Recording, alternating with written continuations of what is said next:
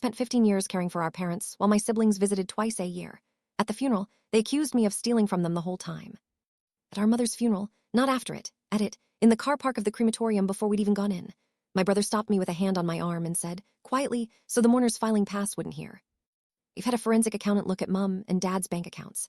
Over the last 10 years, more than £140,000 went from their accounts to you, or to things you controlled. So before you stand up in there and give your grieving daughter speech, Catherine, I think you should know that we know. You kept them away from us, and you emptied them out, and we're going to get it back, all of it. He straightened his black tie. Now, shall we go and bury the woman you robbed? And I stood in that car park 40 minutes before I was due to read a poem at my own mother's funeral, and understood that the 15 years I had given to those two people, the 15 years my brother and sister had spent building careers in other cities, were about to be presented to the world as a long, patient theft. Let me back up.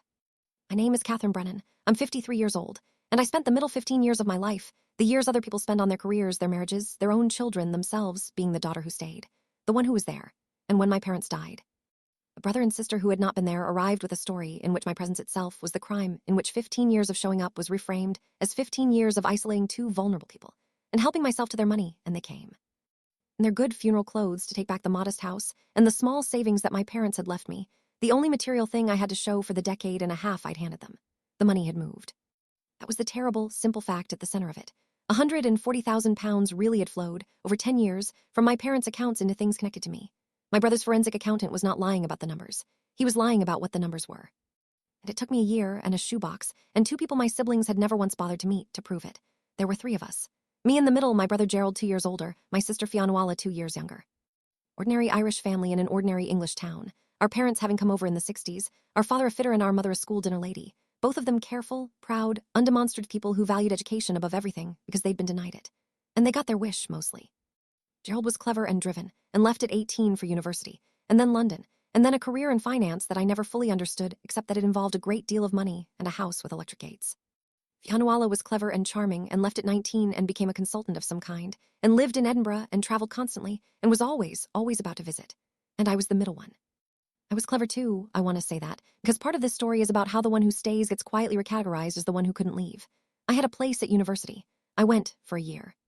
And in that year, my father had his first heart attack, and my mother, who had never driven, never managed money, never lived a day of her adult life without my father managing the practical world around her, went to pieces, and somebody had to come home. And the somebody was me, not because I was chosen, because I was the one who would. Gerald was establishing himself. You couldn't ask Gerald to interrupt that. Fionnuala was still finding her feet. You couldn't put that on Fionnuala. But Catherine was flexible. Catherine was between things. Catherine could always manage. So I came home for a bit, at 20, and the bit lasted the rest of their lives. I need you to understand that I don't tell this as a martyr, because the martyrdom is exactly what my siblings would later use against me. She chose that life. Nobody made her. She liked being the one in control. So let me be precise and unsentimental about what the one who stayed actually means over 15 years, because it is not one grand sacrifice. It is 10,000 small ones that no one sees. It means you take the local job. The one beneath your ability, because it's 10 minutes from the house, and it lets you leave at short notice when there's a fall. I worked in the office of a builder's merchant for most of my adult life. I was good at it. It was not the life I'd have had. It means your own things get smaller. I had a relationship in my late 20s, a good one, with a man who wanted to move to Bristol for work, and I couldn't because who would take Mum to dialysis, and so that ended, kindly and terribly, and I did not have another one that lasted. I had a daughter Aoife on my own in my 30s. The best decision of my life, and one I made partly because I could see that the family I was going to have was the one already in that house. And I wanted a person in the world who was mine, and mostly it means the daily, endless, invisible administration of two declining lives. For 15 years, the appointments. The prescriptions, my father was on 11 medications and my mother on 9, and I ran that like an air traffic controller, and one mistake could have killed either of them, and I made none. The falls. The hospital stays, where I slept in the plastic chair. The forms, God, the forms, the attendance allowance and the pension credit, and the council tax reduction and the blue badge, and the endless recertification of the obvious fact that two old people were getting older. The moment my father stopped being able to manage the money, and it became mine to manage. The moment my mother started leaving the gas on. The slow reversal where the people who raised you become the people you're raising. Except it goes on for 15 years, and they fight you the whole way because they are proud and they are frightened, and they do not want this, and neither though you never say it to you. Let me give you a handful of days, because 15 years of care is a phrase, and the phrase is exactly what let my siblings turn it into nothing. You cannot accuse a phrase of being a con. You can only accuse a phrase, so let me make it days. There was the night, my father about year 9, when he fell in the bathroom at 2 a.m, and I heard the thud through the wall, and I was in there in my nightdress before I was properly awake. He was wedged between the toilet and the bath, 16 stone of frightened old man, and he'd cut his head, and there was blood, and he was crying not from the pain, but because he'd sold himself in the fall and he was ashamed in front of his daughter. And he said, "Don't tell the others, Catherine, don't let them see me like this." And I cleaned him, and I cleaned the floor, and I dressed the cut. And I sat on the cold bathroom floor with him until 4:30, until he was calm enough to move. And we never told the others, and the others to this day picture a father who was doing fine, all things considered. Because the version they saw at Christmas was the version I spent all night, every night making possible. There was the ordinary Tuesday. There were 1,000 ordinary Tuesdays. The pharmacy, the surgery, the chiropodist, the bloods, the memory clinic, the falls clinic.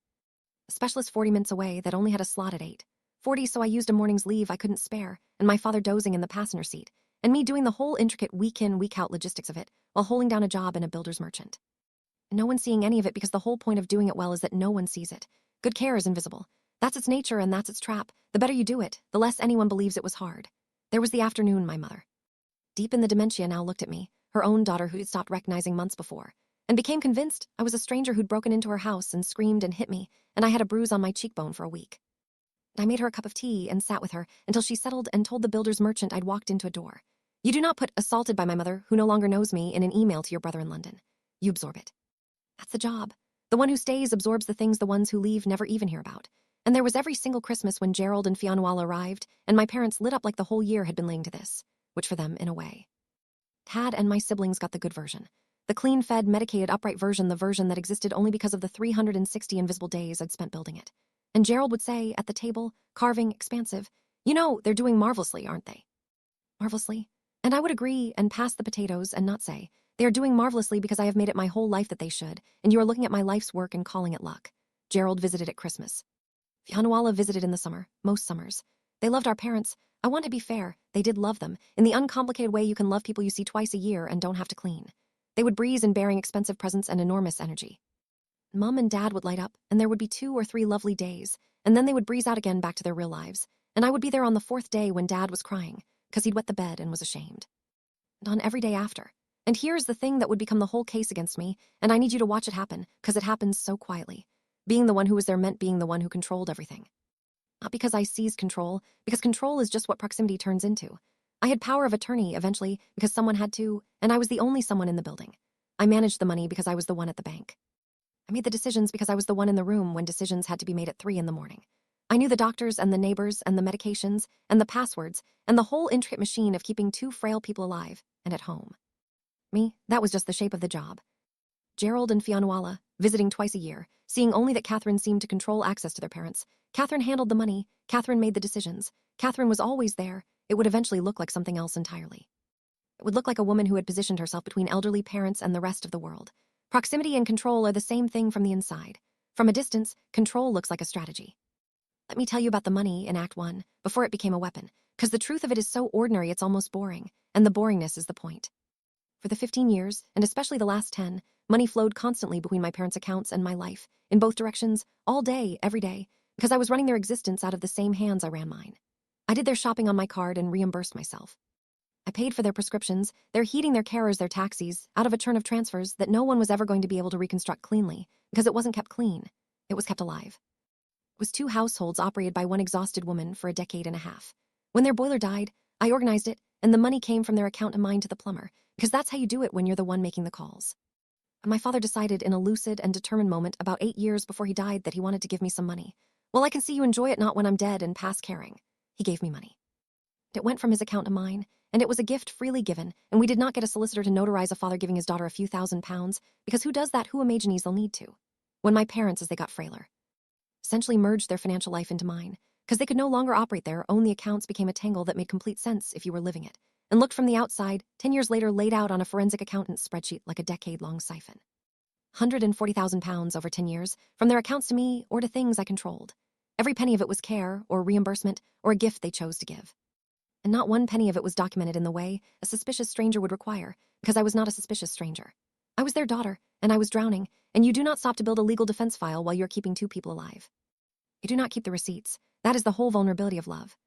It does not keep the receipts, because keeping receipts is what you do when you anticipate being accused. And it never once occurred to me that the people I'd have to defend myself against would be my own brother and sister, arriving after the funerals with a spreadsheet. My father died first, 4 years before my mother. And even then, at his funeral, I felt the first cold breath of what was coming, though I didn't recognize it. Because at my father's funeral, Gerald made a remark. We were going through Dad's things, and Gerald picked up Dad's watch, a decent watch, nothing extraordinary, and said lightly, I suppose you'll have had first pick of everything already. Lightly, a joke, and I laughed it off. But I remember the small, cold drop of it, the first hint that in my brother's mind, my proximity to our parents' things was not care but access, and access was not a burden but a perk. I looked after my mother alone for the 4 years after. Those were the hardest years, because she declined into dementia, and dementia care is a different country, and I was its only citizen. Gerald and Fianuala visited less, in fact, during those years, not more, because Mum didn't really know them anyway, now, which was true, and which they used, and which meant that the woman who didn't know anyone was known and washed and fed and held entirely by me. And then my mother died, and within days, my siblings transformed. I have thought a great deal about why it happened then, at that specific moment, and I think the answer is simple and awful. While our parents were alive, my care had a function for Gerald and Fianuala. It kept the problem handled. As long as I was there doing everything, they were free. A labor bought their freedom, and they were, in their way, grateful for it, the way you're grateful to a service that works. But the moment our mother died, my role flipped from asset to obstacle, because now there was an estate. House worth about £310,000. Savings, what was left of them, about 40,000. And me, the one who'd been in the house, controlling the money for 15 years, and who, it would turn out, had been left the larger share. Instant, there was something to divide. The sister who had done everything became the sister who had been positioned to do everything. Let me show you how fast, and how it was done, because it wasn't a shouting match. It was a slow, cold reframing, and I watched it happen in the space of a fortnight. It started 3 days after the funeral, with a phone call from Fianuala that was all sympathy, and then, at the very end, a single question, dropped in lightly. By the way, do you happen to know roughly what was in Mum and Dad's savings? Only Gerald was wondering. No rush, 3 days after the funeral, and I told her honestly, and there was a small pause on the line, a recalculating pause, and she said, right. A night of thought, and I understood, too late, that a sum had just been weighed against something and found wanting, and that the wanting was going to become my problem. And came Gerald's email. Gerald did everything in writing, which should have warned me. A man who works in writing is billing a file. A long, reasonable, devastating email that used the word concerns 4 times. He had concerns about the level of financial entanglement. He had concerns about how decisions had been made. He felt, with the benefit of a little distance from a man who'd provide nothing but distance, that some things needed to be looked at properly for everyone's peace of mind. And I read it, and I thought it was reasonable because it was written to sound reasonable, and I replied helpfully, offering to explain anything. Walking straight toward the trap, because I had nothing to hide, and could not yet imagine that having nothing to hide would not save me. And underneath the reasonable words, the story was hardening, and I could feel it setting like concrete at the family level. In the phone calls, I wasn't on in the way, and Aunt suddenly asked me a careful question about the arrangements over the years, in The Cousin Who Went Quiet. The story was elegant, and it required no villainy from Gerald and Fianuala, which is why they could believe it so comfortably. It said that poor Catherine, stuck at home, unmarried, unsuccessful, had over 15 lonely years made herself the gatekeeper of 2 vulnerable people, had let her whole identity become the one who looks after Mum and Dad. And had, perhaps not even weekly, perhaps just weekly, allowed that role to curdle into control, into isolating them, into steering the money, and the will toward the only asset her small life had. It cast me as pitiable rather than evil, which made it crueler and much harder to fight, because how do you disprove pity? They weren't even angry at me. They were sorry for me. They were sorry for me all the way to the forensic accountant. That's the version that arrived at the crematorium car park in my brother's mouth. It had taken about 2 weeks to build, and it fit the spreadsheet perfectly, and it turned 15 years of the hardest love I will ever give into the sad, sordid, self-interested project of a woman who couldn't get a proper life. Let me tell you about the will, because the will is what lit the fuse. My parents' will, updated about 6 years before my mother died, when they were both still sharp, drawn up by their own solicitor, left the house and the bulk of the estate to me, and smaller cash legacies to Gerald and Fianuala. And on paper, without context, I understand how that looked to my siblings. It looked like the daughter who controlled the parents had also controlled the will. It looked like the payoff at the end of the long game. But the will was not mysterious to anyone who'd been present. My parents left me the larger share for the most obvious reason in the world. Because I had given them 15 years, and my siblings had given them Christmas. Because I had no other security, no big London salary, no consultant's pension, precisely because I'd spent my earning years on them. Because the house was, in a real sense, the wage I'd never been paid. My parents knew exactly what they were doing. They said it to me, and they said it would turn out to other people too. They were trying, at the end, to make sure the daughter who'd sacrificed her security for them wasn't left with nothing. Gerald and Fianuala saw a will that favored the daughter who'd controlled access, and they did the maths, and they built the only story that made their own absence bearable. I hadn't earned that house. I'd engineered it. I'd isolated our parents, poisoned them against my siblings, made myself indispensable, controlled the money, and steered the will, a 15-year confidence trick with 2 vulnerable old people as the marks. And they had, they believed, the proof. Because Gerald, who did, after all, work in finance, had pulled the bank records and hired a forensic accountant, and the accountant had found £140,000 flowing from our parents to me over a decade. The story and the spreadsheet fit together perfectly. That was the nightmare.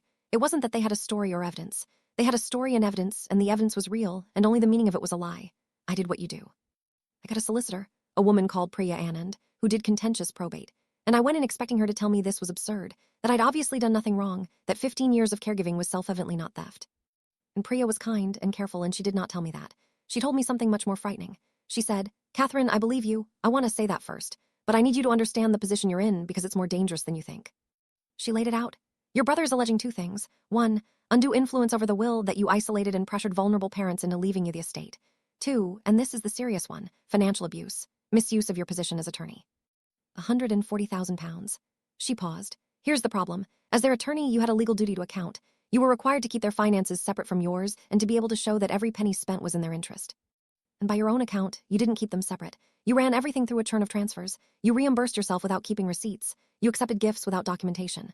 She looked at me steadily. "I'm not saying you did anything wrong. I'm saying that the law puts the burden of proof on you. As the attorney, you have to be able to justify the money. It's not for them to prove you stole it. It's for you to prove you didn't. And you told me yourself, you don't have the paperwork. The burden was on me. That was the thing that nearly killed me. In the story I'd assumed I was living, I was innocent until proven guilty. In the actual law, as an attorney who'd commingled funds, I was closer to guilty until I could prove myself innocent.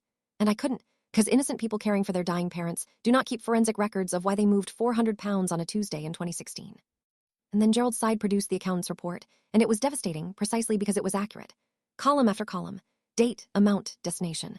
£140,000, real, traceable, flowing from two pensioners to their caregiver daughter over 10 years. Presented cold, with no context, it was the single most incriminating document I have ever seen, and it was incriminating me, and every number on it was true. I sat in my kitchen with that report, and I did the thing they wanted me to do, the thing the false victory always makes you do. I began to wonder if they were right. Not about theft, I knew I hadn't stolen, but about everything softer and worse. Had I liked the control? Had some part of me over 15 years enjoyed being the indispensable one, the one who held the keys? Had I steered the will, even a little, even unconsciously, by being the only voice in my parents' ears for a decade? When my father gave me that money to enjoy while he could see it, had I engineered that moment? I hadn't. I knew I hadn't. But the report made me feel like I had because the report showed a woman in total control of two old people's money. And I was that woman, and the difference between that woman and a thief was a context that existed only in my memory and in a churn of undocumented love. I nearly settled. Priya could see it. The offer on the table was that I'd return a large portion of the estate, effectively hand back most of the house's value. And in exchange, they dropped the financial abuse allegation which pursued and lost. I mean, not just losing everything, but a referral to the authorities, because misuse of a power of attorney is not just a civil matter. They were offering me the chance to give back the wage of 15 years in order to avoid being branded a criminal who'd robbed her own demented mother. And exhausted, grieving, my mother 3 months in the ground, half convinced I might even deserve it, I told Priya to open negotiations. What stopped me was my daughter. Aoife was 19 by then, and she had grown up inside all of this. She had spent her entire childhood in that house, doing her homework at the kitchen table while I did her grandmother's medication chart, watching me get up in the night, watching Gerald and Fianuala breeze in and out. She had seen the 15 years from the inside, as a child sees things, which is to say completely and without the adult instinct to make excuses for people. And she found me at the kitchen table with the settlement papers, and she read the room, and she said, "You're going to give it to them, aren't you?" I said something about how it was complicated, about the burden of proof, about how I couldn't prove where the money went. And Aoife, 19 years old, sat down and said, "Mum, Uncle Gerald came for 4 days last Christmas. 4 days. He spent most of it on his phone, and he left because there was a work thing. Auntie Fianuala rang on Mother's Day and talked to Nana for 6 minutes, and Nana didn't know who she was, and Fianuala cried about how hard it was for her. Her voice was shaking. I was there. I was there for all 15 years, Mum, same as you. And now they're saying you stole from Nana and Granddad, and you're going to let them because you feel guilty for something you didn't do." She stood up. "You didn't keep receipts because you were too busy keeping them alive. That's not a crime. That's the opposite of a crime." And then she said the thing that changed everything. She said, "And anyway, you do have receipts, sort of. Don't you remember Granddad's shoebox?" I need to tell you about my father, because my father, it turned out, had saved me 8 years before he died, and I'd forgotten. My father was a fitter. Practical man, of a practical generation, who did not trust banks entirely and did not trust the government at all, and who wrote things down. And in the years when he was still sharp. When the money first started flowing between us, because he could no longer get to the bank himself, my father had done a thing that I had found faintly annoying at the time and had completely forgotten. He had kept a record, not a sophisticated one. A shoebox in the bottom of his wardrobe, into which he put things. And in his shaky fitter's handwriting in a series of cheap notebooks, he had written down, because he was that kind of man. Because he'd been poor and careful his whole life, and a man who's been poor writes down where the money goes. He had noted the money he gave me, and crucially why. Aoife remembered it because she used to sit with him while he did it. "He used to let me stick the receipts in," she said. "He called it doing the books. He said, someone should always be able to see where it went, Aoife. Money makes people mad and paper makes them sane. Money makes people mad and paper makes them sane." I went upstairs, my mother's house still full of their things that I had not been able to clear, and I found the shoebox in the bottom of my father's wardrobe exactly where it had been for years. I sat on the floor of my parents' bedroom, and I opened it, and my dead father reached out and handed me my life back. Let me tell you what was in the shoebox, because it was the whole case, and my father built it without ever knowing there'd be a case. There were notebooks, years of them, and in them, in his handwriting, was a running account of the money between us. Gave Kay £2,000 for the boiler, her paying tradesman my money. Kay's card for the shopping, £340 this month, paid her back. Gave Kay £5,000, a gift, for all she does, told the solicitor. That last word underlined twice by a man who wanted it on the record. There were receipts. Actual receipts for the carers, the prescriptions, the taxis, glued into the notebooks by a fitter and his granddaughter doing the books at the kitchen table, cross-reference to the transfers. There was a letter, undated in the shoebox, in an envelope with my name on it that I had never seen. And I'm going to tell you what it said, because it's the thing I'll have at the end of my own life. It said, Catherine. If you're reading this, it's because something's happened and there's a fuss about money. And I always thought there might be, because your brother counts things and your sister disappears, and neither of them has been here to see what you do. This box is so that no one can ever say you took anything. Everything in here I gave you or paid you back, freely, in my right mind, and your mother agrees. You gave us your whole life, love. The house and whatever's left is yours by right, not by charity, and if Gerald wants to argue about it, he can argue with my handwriting. I wrote it all down for you. Father should protect his children even after he's gone, and this box is me still doing my job. Dad, he can argue with my handwriting. My father, a fitter who left school at 14, had understood something my brother, the finance professional, had not. That the money moving between us was innocent but looked guilty, and that the only defense against a future accusation was a contemporaneous record made by the person giving the money. He had, 8 years before he died, quietly built the exact forensic file that a court would require, not because he distrusted me, but because he distrusted the world, and because he loved me, and because money makes people mad and paper makes them sane. And there was a second witness, and this is the subplot that closed it. My parents had, for the last 6 years, a home carer. Not full-time, a woman called Bridget who came in 3 mornings a week to help, funded partly by me and partly by attendance allowance, whom my siblings had met perhaps twice, and whose surname they did not know. Bridget had been in that house 3 mornings a week for 6 years. She had seen everything. She had seen me, and crucially, she had seen my parents talk about me when I wasn't in the room. When I rang Bridget, she said, Catherine, love, I heard they were being difficult. I've been half expecting a call from somebody. And she told me what she was willing to say and later did say. A written statement, that in 6 years she had never once seen me be anything, but devoted that my mother before the dementia took her had said to Bridget on many occasions that she worried about what Gerald and Fionnuala will do to Catherine when we're gone. Because they've no idea what she's given up, that my father had told Bridget plainly that the house was to go to me, and that he'd made sure it was all written down. And this was the detail that mattered legally, that in 6 years of 3 mornings a week. Bridget had witnessed my parents as loving, engaged, and entirely unisolated from their other children, who simply chose not to come. The isolation was the siblings' absence, recast as my crime. Bridget could testify that the door was always open. It was Gerald and Fionnuala who didn't walk through it. I also, with Priya's help, did the thing my siblings had done, but properly. I had the bank records analyzed with the context restored. And when you laid my father's notebooks against the forensic accountant's spreadsheet, the £140,000 dissolved, line by line, from a siphon into what it had always been. The reimbursements matched receipts. The care payments matched carers who existed and could be named. The gifts matched my father's underlined notes and his letter in Bridget's testimony, and it turned out a file note in the solicitor's own records. Because my father, telling the solicitor, had actually gone and told the solicitor, who had made a note years before, that Mr. Brennan had confirmed he was making gifts to his daughter Catherine of his own free will in recognition of her care, and understood their effect. My father had left a paper trail in 3 separate places, his own shoebox, the carer's memory, and the solicitor's file, because he was a careful man who'd said someone should always be able to see where it went. My brother's forensic accountant had found the money leaving. My dead father had documented, in triplicate, exactly why. It came to a mediation because these things do in a solicitor's office 11 months after my mother's funeral. Gerald and Fionnuala on one side, still confident, still holding their spreadsheet. Me on the other with a shoebox. Gerald opened as he had in the car park, the forensic report, the £140,000, the pattern of financial control, the vulnerable parents, the suspiciously favorable will. He was fluent. He does this for a living, in a sense. It laid out a decade of my life as a fraud, in the calm voice of a man reading a balance sheet, and for a few minutes the old cold feeling came back, the feeling that the numbers were true, and therefore the story might be. And then Priya began, and she did not rush. She put down my father's notebooks. Mr. Brennan kept his own records of every sum that passed between himself and his daughter. Here they are. The reimbursements are matched to receipts, glued in, dated. The gifts are recorded in his own hand, several of them underlined with the note that he had informed his solicitor. She slid a page across. This is the boiler. This is the shopping. This is a £5,000 gift marked, and I quote, a gift for all she does. She put down the solicitor's file note. And here is the solicitor's contemporaneous record confirming that Mr. Brennan attended, of his own initiative, to state that he was gifting money to Catherine in recognition of her care, and understood the effect, years before he died. While indisputably of sound mind, she put down Bridget's statement. And here is a 6-year witness, the parents' home carer, who will testify that the parents were loving, lucid on these matters, unisolated, and repeatedly stated their intention that the house go to Catherine. She will also testify that in 6 years, she rarely saw either of you. And then Priya said the thing that turned it from a defense into an indictment. Your forensic accountant found that £140,000 moved from the parents to Catherine over 10 years. That is correct. What your accountant did not do, could not do, because you did not give him the context, because you did not have it, because you weren't there, was establish what that money was. Catherine can account for all of it. Reimbursement, care costs, and documented gifts. Every pound, which is precisely what the law asks of an attorney.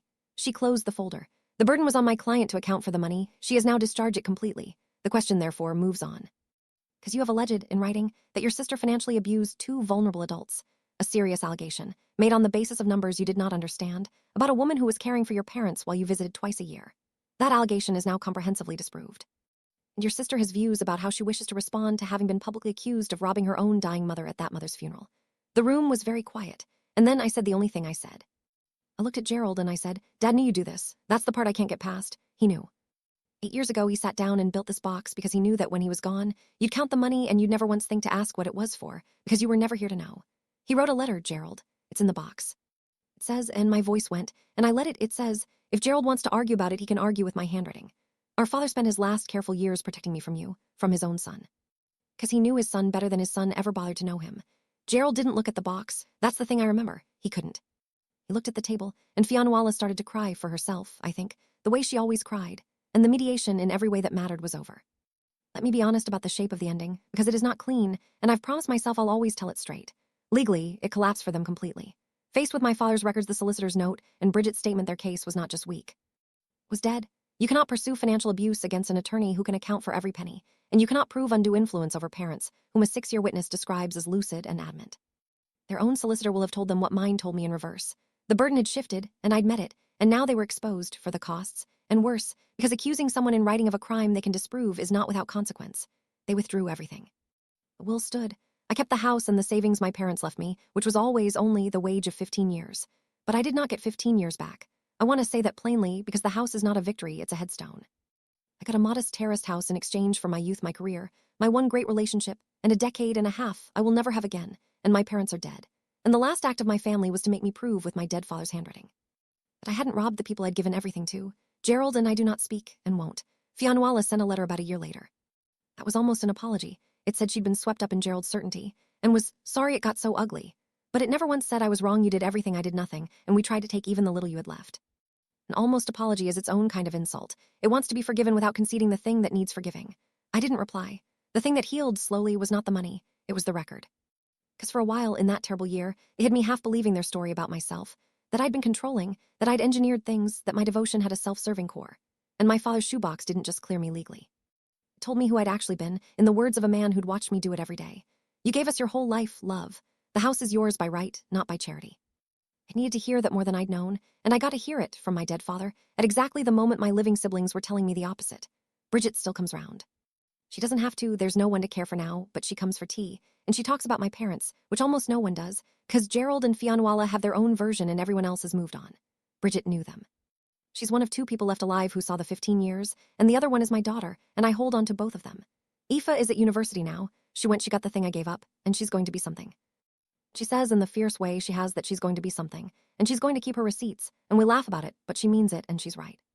Because here's what I've learned, and it's the thing my father knew and I had to be taught by nearly losing everything. Love does the work and never keeps the records, and that's beautiful, and it's a fatal vulnerability, and both things are true at once. I gave 15 years and kept nothing, because keeping records felt like the opposite of love, like I was building a case against people I was busy saving. And I was nearly destroyed for it, by the 2 people who did none of the work and kept all of the suspicion. My father understood. A fitter who left school at 14 understood what his finance professional son never will, that the people who do the caring must also somehow find the strength to document it, because the day will come, at the funeral in the car park in the good black clothes, when someone who wasn't there will tell the story of your life with you cast as the villain, and on that day. Love won't save you, only paper will. Money makes people mad and paper makes them sane. He wrote it all down. In a shoebox in the bottom of his wardrobe in a fitter's handwriting with the receipts glued in by his granddaughter. He spent his careful, dwindling years building the one thing that could protect his daughter after he was gone, because he knew his family, and he knew the world, and he knew that the one who stays is always, in the end, the one they come for. They came for me, and my father was waiting for them, 8 years dead, with his notebooks and his underlined a gift and his letter that said he can argue with my handwriting. He could not argue with the handwriting. Nobody can argue with the handwriting. That's why you keep it.